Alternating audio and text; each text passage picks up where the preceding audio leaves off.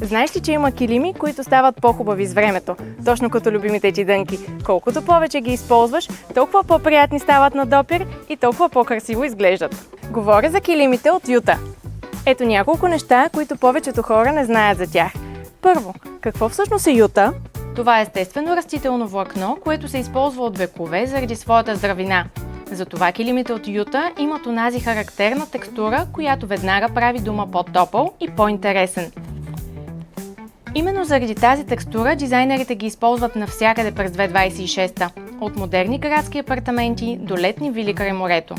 Например, този килим Чапман и Флемингтън, ръчно изработени от Юта в комбинация с вълна. И двата показват колко добре изглеждат естествените материали, когато са комбинирани правилно. Но, нека бъдем честни, Ютата не е за всеки. Ако търсиш супер мек килим, в който краката ти да потъват, вероятно има по-добри варианти.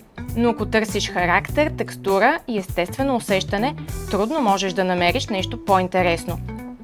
Има и още едно важно правило. Ютата не обича влагата и не биха препоръчала за тераса, изложена на дъжд.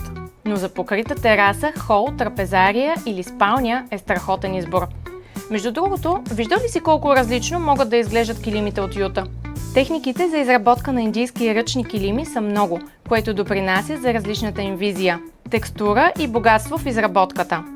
Килим Граус е изтъкан от Юта в комбинация с памук и е много по-мек и нежен като визия. А ръчно тъканата пътека за спалня Lolly Lab от вълна и Юта носи съвсем различно усещане, с лек ретро вайб. И ако добавиш възглавница Lolly Lab в същия дизайн, пространството изглежда наистина завършено. Кажи ми в коментарите, ти би ли избрал килим от Юта за дома си или предпочиташ по-меките варианти? Ако искаш да усетиш текстурата им отблизо, заповядай в нашите магазини или ги разгледай на килими.bg. Стъпка към по-красив дом!